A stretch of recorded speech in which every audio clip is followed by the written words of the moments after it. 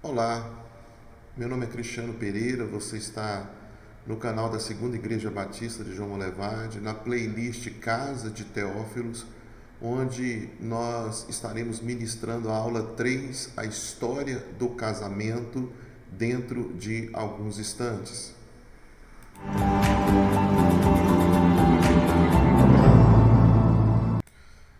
Mas antes eu gostaria de convidá-lo a orar conosco nesse momento. Deus, em nome de Jesus, nós lhe pedimos que o seu Espírito ministre sobre nós sua graça e o seu favor, nos ensinando a entendermos a sua palavra e, através da sua palavra, sermos edificados. Nos abençoe pelo poder que há no nome do teu Filho amado Jesus Cristo, hoje e sempre. Amém. Antes de começarmos a nossa aula de hoje, eu gostaria que você se inscrevesse no canal, da Segunda Igreja Batista de João Molevade, dando o seu like ou o seu dislike, para que você possa estar sempre envolvido e sempre interagindo com todo o conteúdo do nosso canal, ok? E nós precisamos também agora fazermos algumas ideias e trazermos algumas compreensões antes de ministrarmos a nossa aula de hoje. Sempre abaixo do vídeo no YouTube, você vai ver, como você está olhando e agora percebendo, você vai ver um espaço para comentários. E dentro desse espaço para comentários, você pode utilizar para criticar o conteúdo, para trazer algumas observações, agregar algumas informações, para que você possa estar interagindo com o conteúdo e para que eu também possa estar entendendo, que o conteúdo está sendo bem avaliado, que o conteúdo está sendo bem frutífero e está sendo bem aproveitado por vocês. E se o conteúdo tem edificado a sua vida, se tem abençoado a sua vida, então eu gostaria de convidá-lo a multiplicar essa ideia, multiplicar esse conteúdo, multiplicar essa aula, convidando outras pessoas para participarem das nossas aulas através do e-mail que está sendo colocado aqui agora para vocês, para que vocês possam abençoar outras pessoas também. Vamos então ao nosso conteúdo.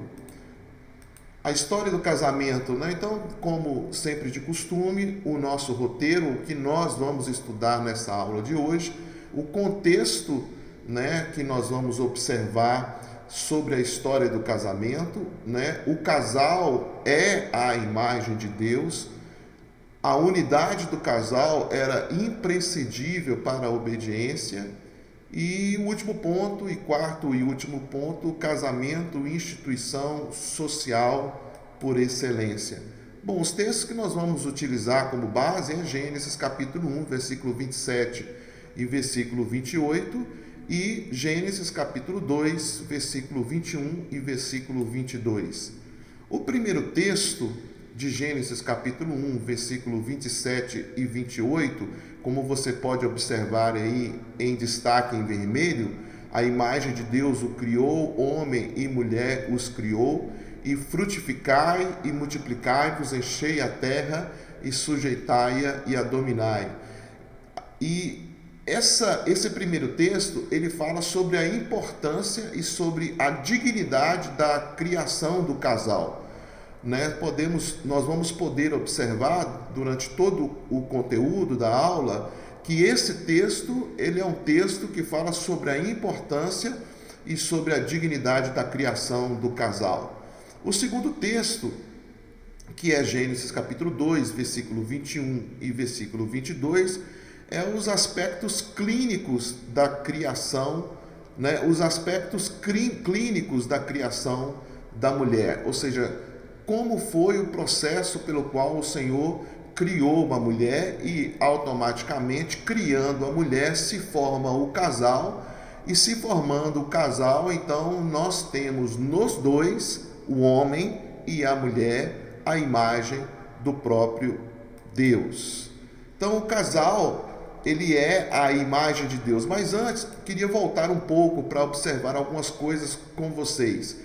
Por exemplo, o primeiro texto mostra que, juntamente até mesmo com o versículo 26 também, nos mostra que o homem foi criado à imagem de Deus, e no versículo, ou a partir do versículo 27, nós temos também Moisés nos informando que esse texto relaciona-se com as duas pessoas, o homem e a mulher. Então a imagem de Deus, ela está no homem e ela está na mulher. E esse mandato cultural de frutificar, de multiplicar e de dominar a terra também é um mandato para os dois, para o casal, para o homem e para a mulher. Para o homem e para a mulher. Então, nós vamos nesse momento agora, estudar o nosso segundo ponto, que é o casal, é a imagem de Deus. O primeiro texto, o versículo 27 e 28, nos diz assim: criou, pois, Deus o homem, a sua imagem de Deus o criou, homem e mulher os criou. Então Deus os abençoou e lhes disse: frutificai e multiplicai-vos, enchei a terra e sujeitai-a e dominai-a, como está escrito em Gênesis capítulo 1, versículo 27 e 28. Então, esse texto nos mostra a importância e a dignidade da criação do casal. As palavras imagem, multiplicação e dominação somente se concretizam através do casal. No primeiro versículo, que é o versículo 27, nos dá a ideia aparente de que a imagem de Deus e o mandato de Deus está somente sobre o homem.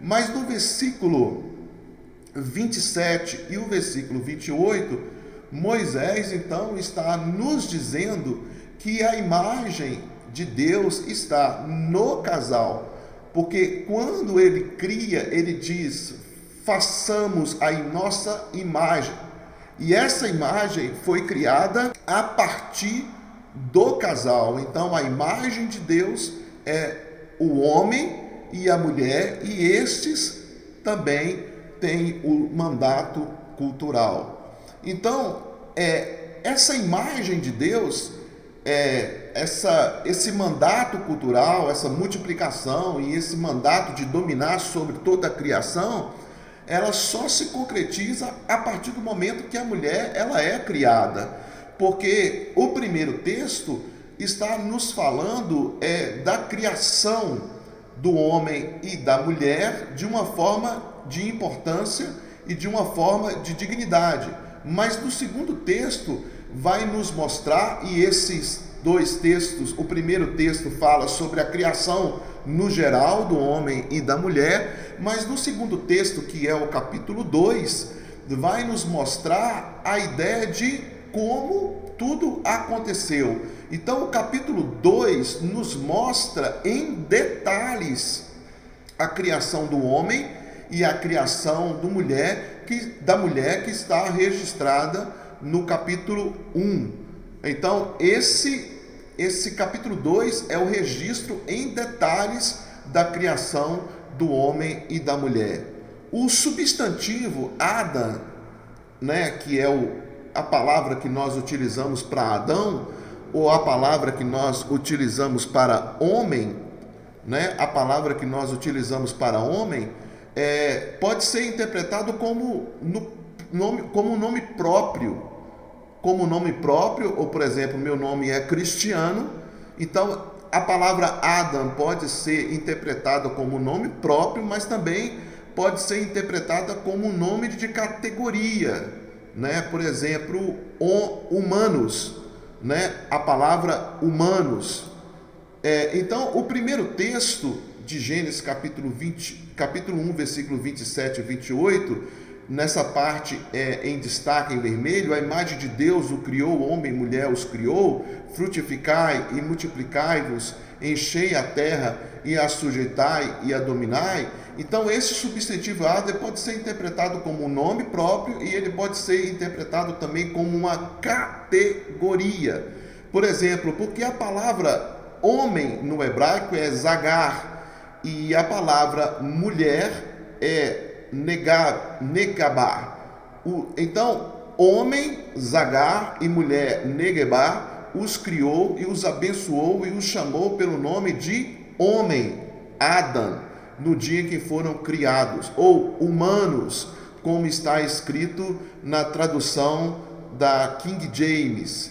Então nós podemos observar então que a palavra Adam é uma palavra que tanto pode ser usado como nome próprio, como também pode ser usado como uma classificação, né? Como uma classificação. Por exemplo, cristiano, um nome próprio, e, por exemplo, Pereira, né, como um nome de uma família, a família Pereira. Então, a palavra Ada pode ser utilizada para essas duas possibilidades. Então, o primeiro texto de Gênesis capítulo 1, versículo 27, você pode olhar aí e observar, né?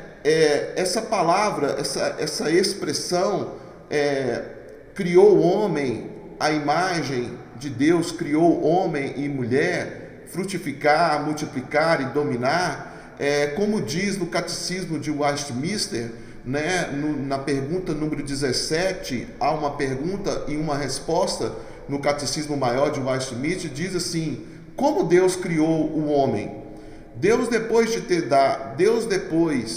feito todas as mais criaturas, Deus criou o homem, macho e fêmea, formou-o do pó, e a mulher da costela do homem, dotou-os de almas viventes, racionais e imortais, fê-los conforme a sua própria imagem, em conhecimento, retidão e santidade, tendo a lei de Deus escrita em seus corações e poder para cumprir com domínio sobre as criaturas, contudo sujeitos a cair. Né? O Catecismo Maior de Westminster, a pergunta número 17. Então nós podemos observar aqui que o homem, ele é a imagem de Deus a partir do momento também que a mulher foi criada, porque esses dois, homem e mulher, dentro das Escrituras Sagradas, eles se completam. Dentro das Escrituras Sagradas, eles se completam e eles se equivalem como imagem e como semelhança de Deus. Então, o casal, ele é a imagem de Deus, não é o homem a imagem de Deus separadamente, e também não é a mulher a imagem de Deus separadamente. A partir do momento que Deus ele cria o homem e através do homem também a mulher, isso então significa para nós a imagem de Deus. Então a imagem de Deus, ela está no casal, e foi o casal que recebeu o mandato de multiplicar, que é um mandato social, e o mandato de dominar, que é um mandato cultural, que Deus comunicou a sua imagem, que está no homem e na mulher, nessa completude, nessa integralidade dos dois indivíduos. Então, o segundo texto e essa ideia que está aí em vermelho, da costela que o Senhor Deus lhe tomara, formou a mulher. Gênesis capítulo 21 e versículo 22. Então, no primeiro texto, os aspectos de importância e os aspectos de dignidade, ou seja, o casal tem essa importância porque eles são a imagem de Deus, e eles têm essa dignidade também porque eles são não somente a imagem de Deus, mas eles também receberam concomitantemente, né, o mandato social, que é o mandato de multiplicação, de frutificação, e esse mandato cultural, que é o mandato de domínio sobre a criação. Já no segundo texto, no capítulo 2, mostra-nos os aspectos clínicos da criação da mulher, ou seja, como a mulher foi formada. Não somente a mulher, mas também o capítulo 2 também nos mostra de forma processual como o homem também foi formado, né? Mas agora nós vamos estudar sobre a mulher, os seus aspectos clínicos.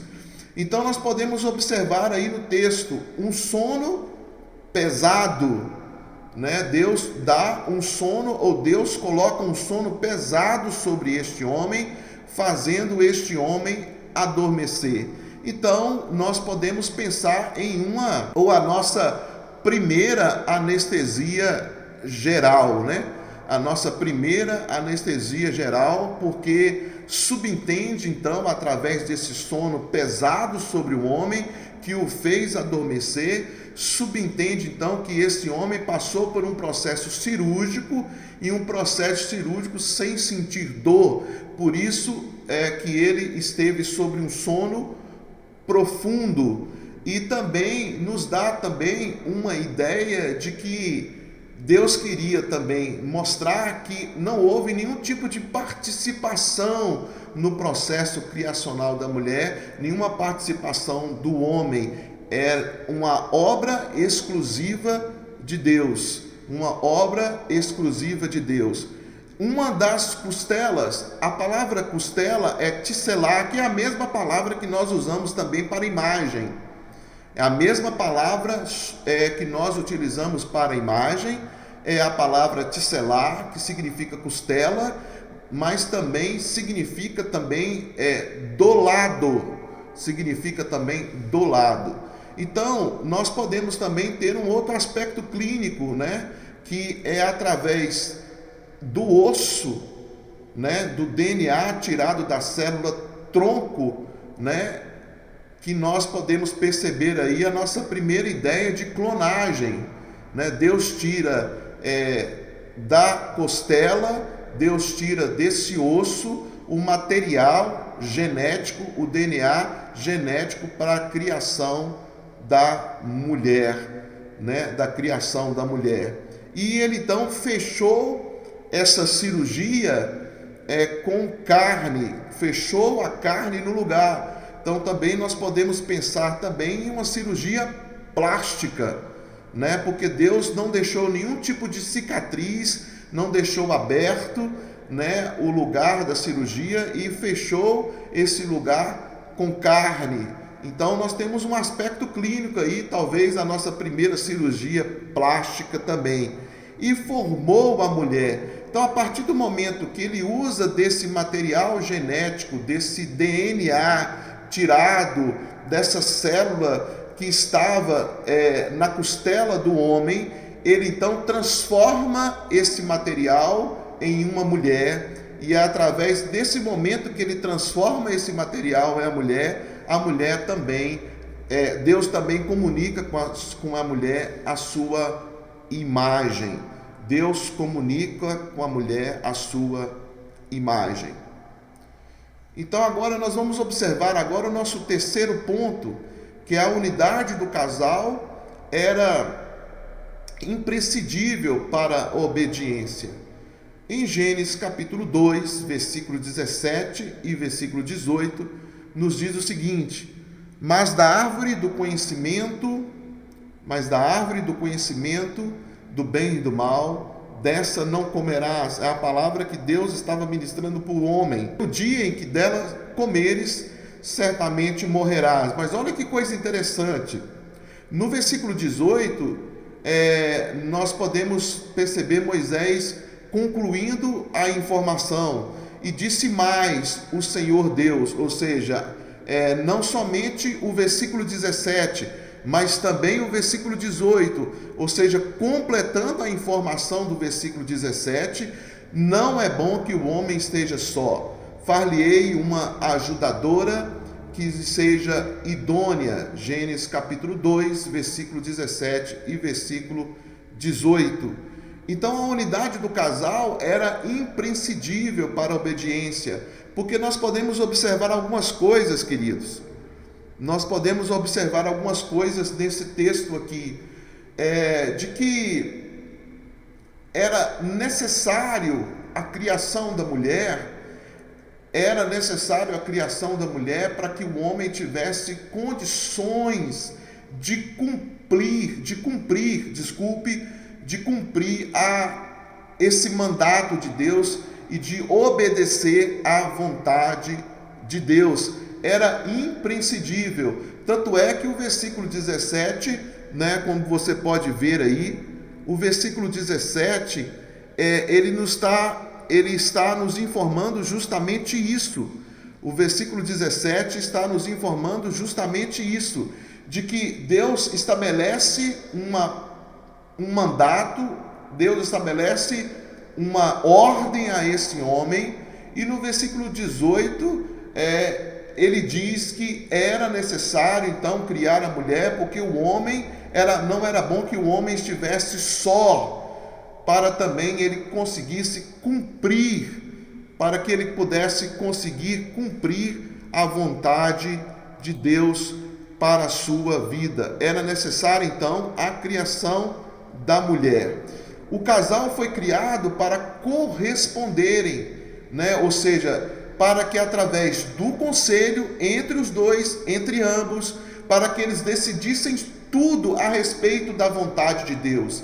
Então, quando Deus cria o homem e depois ele diz que era necessário que o homem não estivesse só, ele diz em primeiro momento com respeito à capacidade de cumprir a ordem sobre a questão de não comer da árvore do conhecimento do bem e do mal. O verso 18 nos mostra que a mulher foi criada para, em cumplicidade, auxiliar o homem em questão.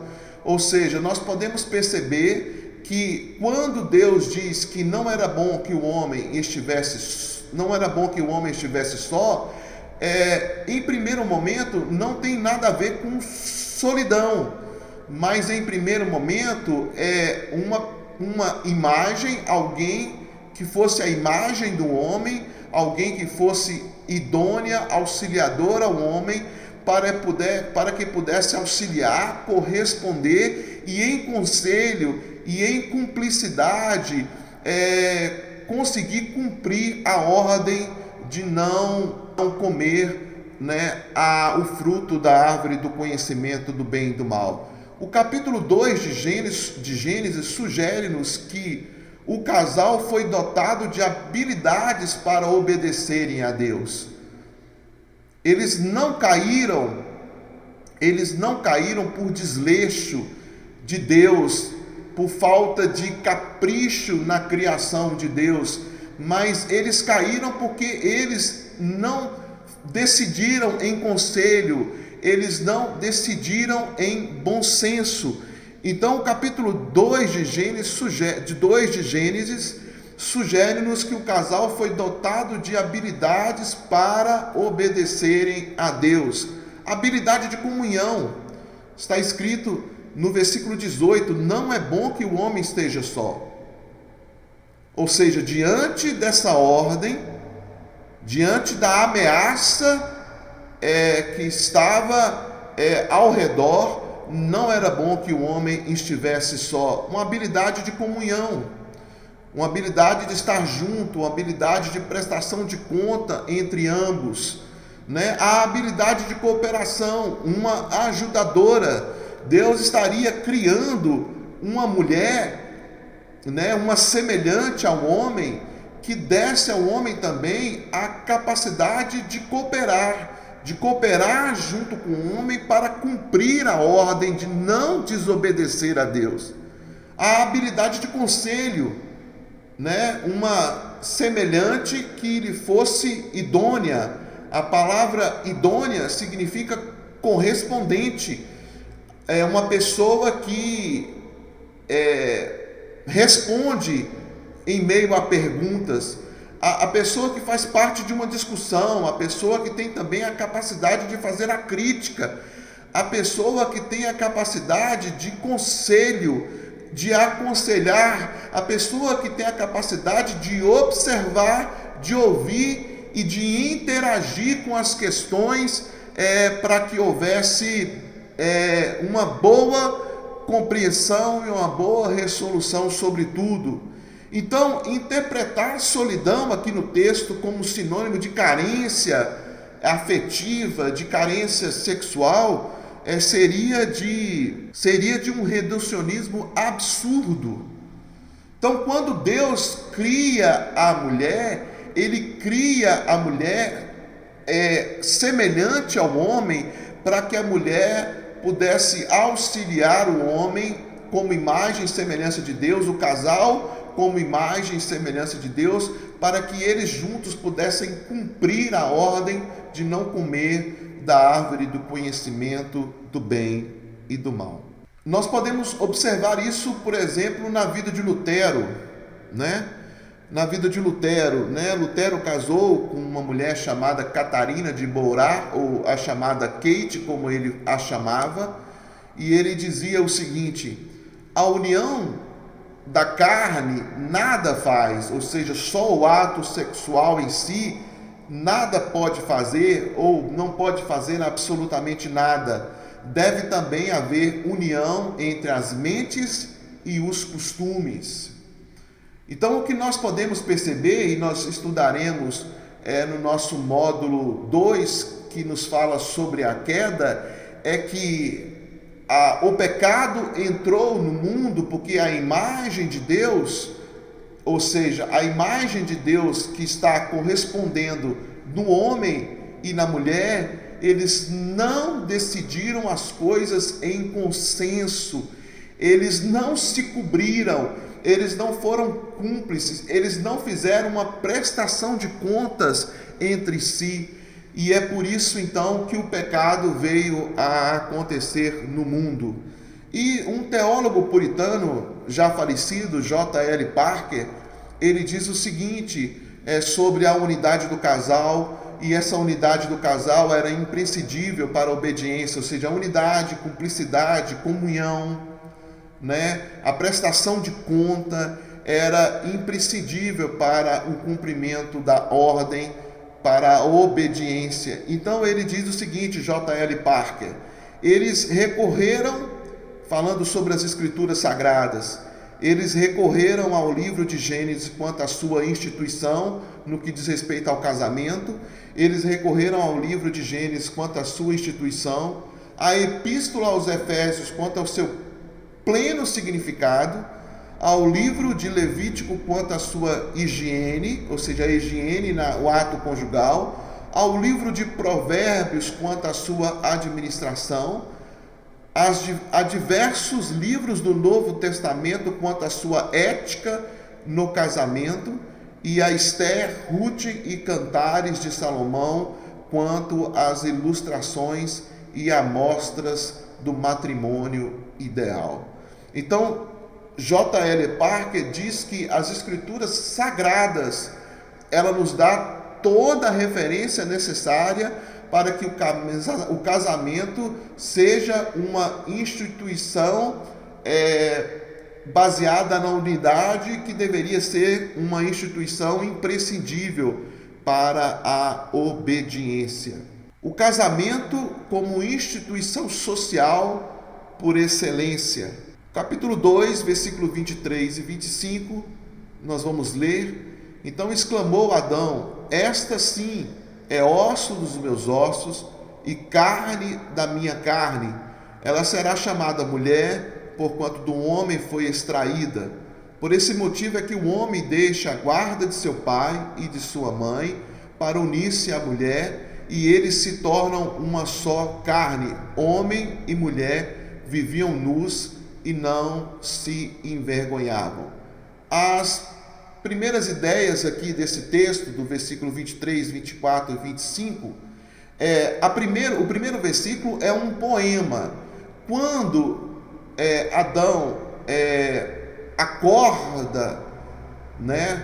Quando Adão acorda dessa anestesia geral, e quando ele vê diante dele a mulher, a sua imagem e semelhança, né, feita pelas mãos de Deus, ele ele usa de um poema da cultura hebraica, e então ele diz assim: esta sim, ou seja, agora sim, de todas as criaturas de Deus, agora sim eu vejo uma que é osso dos meus ossos e carne da minha carne, e ela será chamada mulher, porquanto do homem foi extraída, ou seja, osso dos meus ossos e carne da minha carne. E a palavra costela também, tisselá, significa porquanto do homem ela foi extraída. É um poema diante da beleza e diante de um semelhante que estava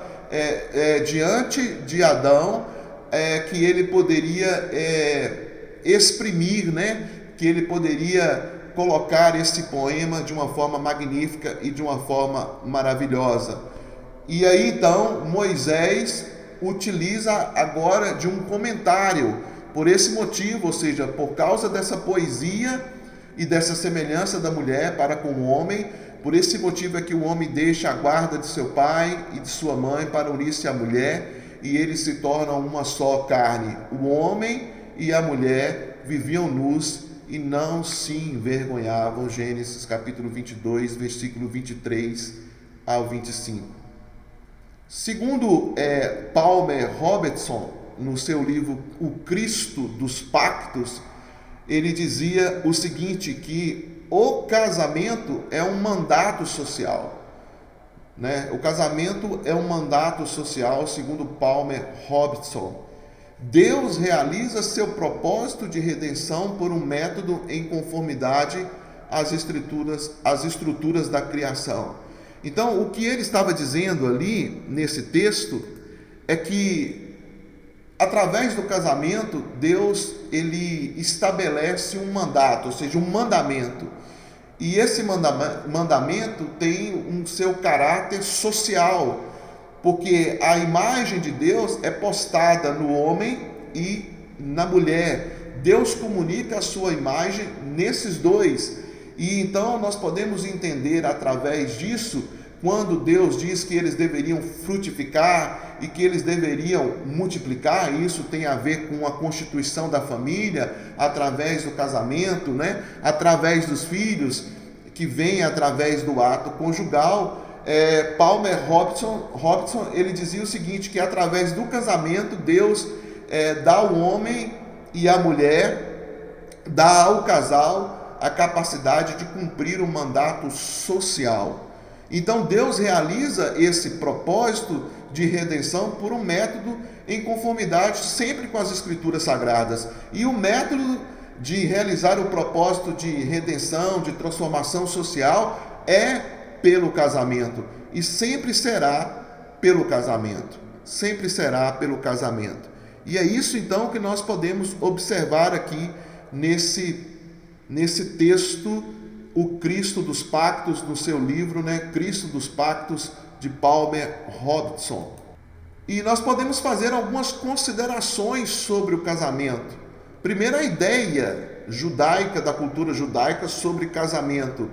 A palavra casamento surgiu na Idade Média, né? Então é uma definição mais próxima dos nossos tempos. E a palavra casamento significa dentro de casa, trazer para dentro de casa. Mas na cultura judaica, o casamento segue definições mosaicas, né? Ou seja, definições de Gênesis.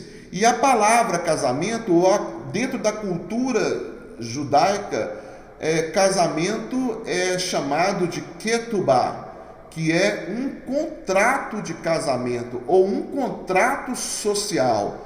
O amor não era somente dedicado um ao outro, né? Não era somente um aspecto romântico, um aspecto sentimental, mas o casal, eles se uniam baseado dentro de uma instituição social. Então eles tinham uma compreensão de que ao se juntassem, ao unir-se, eles seriam uma instituição social, e eles cumpririam um papel de amá-los, de amar um ao outro, mas ao mesmo tempo também um papel de instituição divina e um papel de um mandato social, que através desse casamento e através dos filhos trazer a manifestação ou revelação da glória de Deus sobre esse casal e sobre essa família. Seria uma referência, seria uma teorreferência da vontade de Deus, o Ketubá. Então, o casamento na cultura judaica e também nos textos de Gênesis também, né, na cultura judaica que tem a base no mosaico, nos textos mosaicos, nos textos de Moisés, não era somente uma questão afetiva, eu gosto, eu sinto, eu tenho vontade, eu estou tendo um arrepio, não é uma coisa baseada num romance, somente num romance, mas eles tinham essa convicção de que eles deveriam estabelecer a glória de Deus e manifestar a glória de Deus através dessa união chamada Ketubá. O casamento era uma instituição social por excelência. Então, nós podemos perceber no capítulo 2 de Gênesis, versículo 23 e 25, na parte em vermelho: osso dos meus ossos e carne da minha carne, ela será chamada mulher, porquanto do homem foi extraída. Então havia uma unidade indissolúvel, né? Dentro da cultura judaica, o homem e a mulher, eles eram prometidos pela família desde a infância. Eles já eram prometidos desde a infância um ao outro, e quando eles atingissem a fase adulta, eles deveriam confirmar ou não essa aliança. Eles deveriam confirmar ou não, mas eles já eram prometidos desde a infância. Então, quando eles chegassem à fase adulta, tivessem compreensão da instituição divina que é o casamento, o Ketubá, eles decidiriam continuar, e eles deveriam então decidir que se isso seria consumado como uma instituição social ou como uma instituição divina, porque eles tinham a compreensão, né, a cultura judaica, os textos mosaicos tinham a compreensão de que o casamento é osso dos meus ossos e carne da minha carne, porquanto ela foi tirada de mim mesmo. Ou seja, uma unidade indissolúvel. Casamento ou Ketubá, né? Casamento ou Ketubá na cultura judaica tinha esse aspecto de que era para a vida toda, era para a vida toda, e logicamente para a vida toda ultrapassaria todas as crises, né? Todas as crises de compreensão, todas as crises de falta de romance, porque era uma instituição divina, era uma instituição social. A outra parte que está em vermelho, porque o casamento era uma instituição social por excelência, é uma instituição social por excelência, está em vermelho. Por esse motivo é que o homem deixa a guarda de seu pai e de sua mãe. Então, o casamento é uma unidade autossustentável. Ou seja, esse deixar a guarda de seu pai e de sua mãe não é sair debaixo das asas, não somente sair debaixo das asas do pai e da mãe, mas é a partir do momento assumir financeiramente a mulher e automaticamente a família. Então não havia nenhum estrangulamento financeiro, ou seja, eles eram prometidos, tinham compreensão disso, eles precisavam decidir consumar, né, essa aliança e essa promessa feita até mesmo pelos próprios pais. Eles deveriam confirmar, mas esse casamento deveria ser pautado sobre uma estrutura econômica e uma estrutura financeira, e o homem seria o guardador. Esse homem seria então o provedor do lar. Ele deveria ser o provedor do lar. Uma observação, né? O sofismo do feminismo, né? O sofismo, um engano do feminismo sobre a escravidão da mulher, né? A instituição, a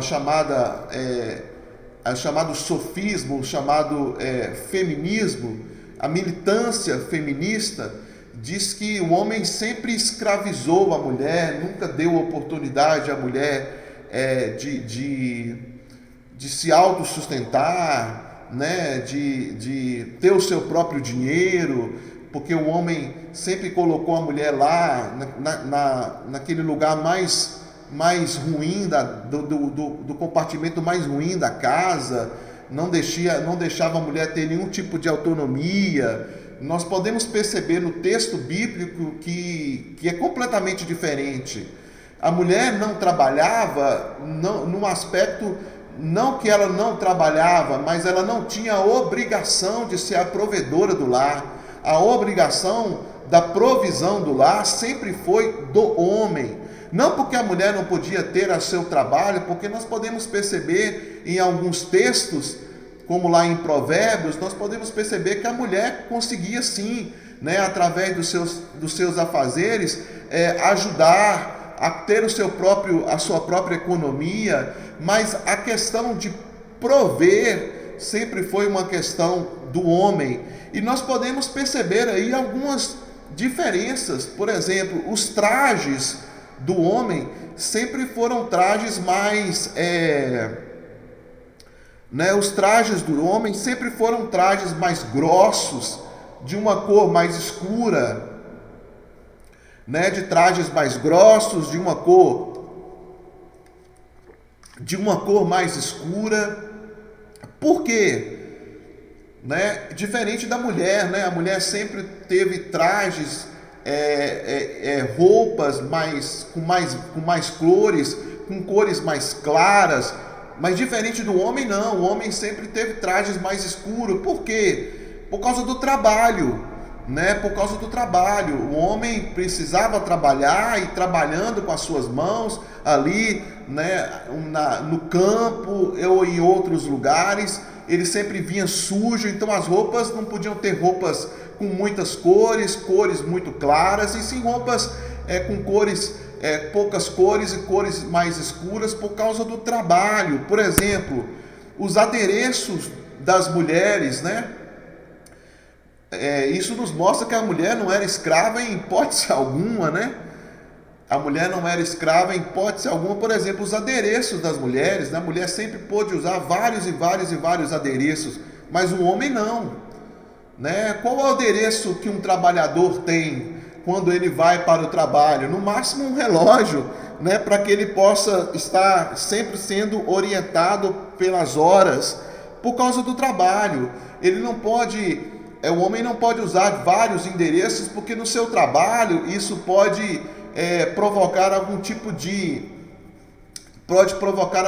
de acidente, justamente porque o homem sempre foi para o trabalho, e as mulheres sempre foram preservadas.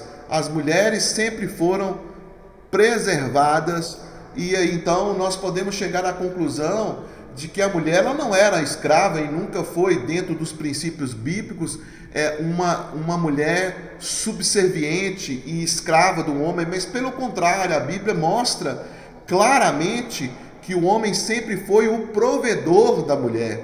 O homem sempre foi o provedor da mulher.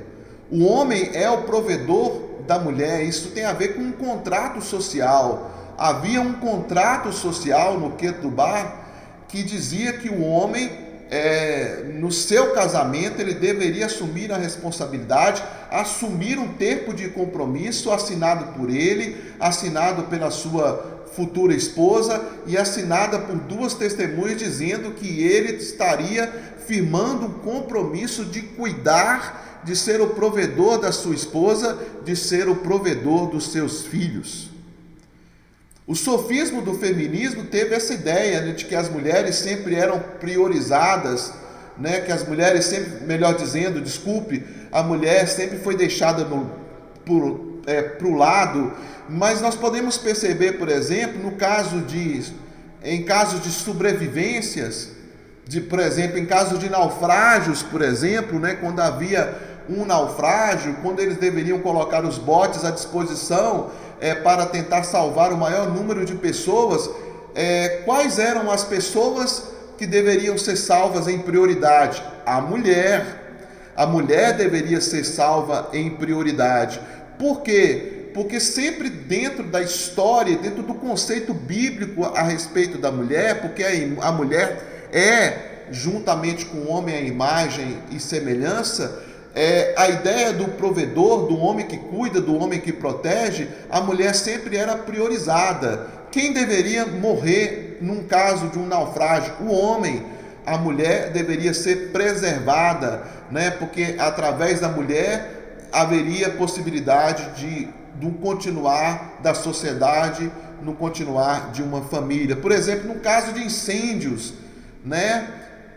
A mulher era também preservada, era priorizada. Quem deveria sair primeiro era a mulher. Então nós podemos perceber, isso são bases da cultura judaica, são bases dos princípios bíblicos sobre a importância da mulher, Continuando, no versículo 23, em vermelho, também nos diz o seguinte: para se unir à sua mulher, eles se tornavam uma só carne. Então, o casamento é uma instituição social por excelência também, porque há uma unidade pelo ato sexual ou pelo ato conjugal, né? Então, o ato conjugal, ou tornar-se uma só carne, era a definição de tudo aquilo que estaria acontecendo dentro do casamento: providência, amparo, instituição, mandato social, família, provisão do homem, né? Uma família que revelasse, né? Uma instituição que revelasse a glória de Deus para a humanidade. Então isso se consumava através do ato conjugal, ou seja, através do ato conjugal, o homem e a mulher tornam-se uma só carne, e através do ato conjugal, a família, a instituição divina, o mandato, né, a instituição divina, o mandato cultural seria estabelecidos. Então, o ato conjugal estabeleceria a unidade da instituição divina. E nós podemos perceber alguns benefícios, né, do ato conjugal, né, os benefícios contra o estresse, os benefícios contra a insônia, os benefícios contra o câncer de próstata, os benefícios contra o câncer de mama e outras coisas, né? Outras coisas. O homem e a mulher, dentro do casamento, instituição social por excelência, no versículo 25, em vermelho, o homem e a mulher viviam nus e não se envergonhavam. A unidade da inocência sexual. Eles viviam nus e eles não se envergonhavam. A obediência promovia os significados divinos para o sexo, porque eles não tinham vergonha, eles andavam nus. Ou isso significava também que o fato de andarem nus, eles sabiam as diferenças, eles eram a imagem de Deus, eles tinham a mesma semelhança, eles olhavam para o outro e sabiam que havia uma semelhança, mas também a nudez, uma nudez, inocência, também davam a eles a observação de que eles eram diferentes, os seus órgãos produtores, genitores também, eles eram diferentes. E também, nesse caso, eles tinham o ato conjugal em si, e através da nudez também, e através da inocência da nudez, a capacidade da procriação, a capacidade do relacionamento sexual também, e também o relacionamento sexual baseado também no prazer. Então a obediência promovia os significados divinos para o sexo. A nudez, né, segundo esse texto, a nudez estava livre, melhor dizendo, a nudez estava livre da ditadura da estética. Ou seja, antes do pecado, eles andavam nus e eles não se envergonhavam, porque debaixo dessa obediência de Deus, porque eles estavam debaixo da obediência de Deus, o pecado não tinha entrado no mundo e eles estavam em obediência a Deus. Então a nudez livrava dessa ditadura estética, né? Ou seja, quando o pecado veio, o homem e a mulher, eles sentiram vergonha, eles estavam nus e eles sentiam, a partir de agora, através da queda, eles tinham vergonha, mas antes eles não tinham vergonha. E que tipo de vergonha? Essa ditadura da estética, de que um corpo é bonito, de que meu corpo é feio, de que esse corpo é bonito, e de olhar um para o outro fisicamente, baseado e traçar, né, o ato conjugal, a procriação, baseado naquilo que é fisicamente mais bonito, fisicamente mais belo, fisicamente mais feio. Então essa nudez livrava o homem dessa ditadura da estética, por causa da inocência. Eles olhavam um para o outro, Adão olhava para Eva, olhava para as diferenças nessa semelhança, e essas diferenças tinham a ver também com os órgãos reprodutores, e eles olhavam um para o outro e eles não se comparavam esteticamente, por causa da inocência antes do pecado. A nudez também livrava da imoralidade sexual, né? Eles olhavam um para o outro, olhavam para a genitália um do outro, e eles não sentiam prazeres imorais. Eles não tinham prazeres imorais. E eles não se envergonhavam. Então eles não olhavam um ao outro com imoralidade sexual. Isso tem a ver com a unidade da inocência sexual. A nudez livre das divisões de classes,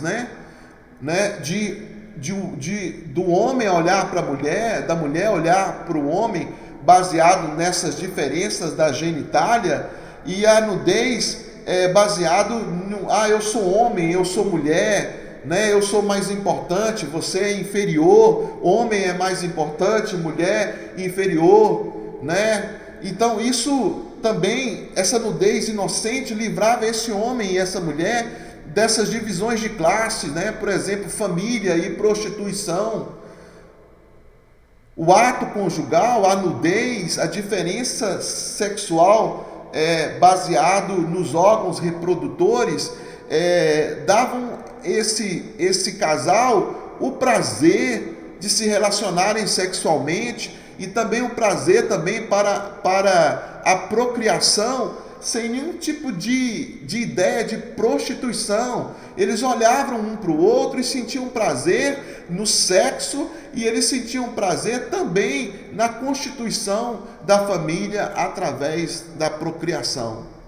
E uma outra coisa, a nudez também livrava dessa divisão de classe, de mandato social, e também essa ideia de procriação. Eles viam na sua própria nudez a diferença dos seus órgãos reprodutores, que eles tinham responsabilidades através dos órgãos reprodutores, essa diferença que eles tinham uma responsabilidade de cumprir a vontade de Deus através do ato sexual e através desse mandato social. Ou seja, o mandato social vinha através do relacionamento sexual que era inocente. Ou seja, eles não viam, porque eles estavam nus e eles não se envergonhavam, eles não viam a família como um peso, eles não viam a procriação de filhos como um peso, pelo contrário, eles viam a criação do filho como uma dádiva de Deus e como uma oportunidade de cumprir, né, a ideia de multiplicação e a ideia do mandato social. Nós estamos chegando ao fim da nossa aula e nós esperamos que, de alguma forma, nós consigamos trazer algum tipo de informação e algum tipo de conteúdo para você. A história do casamento, essa é a história do casamento, esse era o propósito do casamento antes da queda. Nós estamos chegando ao final da nossa aula e nós pedimos mais uma vez que você se inscreva no canal da igreja, que você dê o seu like. Isso é muito importante, né, para que nós possamos avaliar o nosso conteúdo. E que Deus abençoe a sua vida e que Ele derrame sobre sua vida graça e misericórdia em nome de Jesus.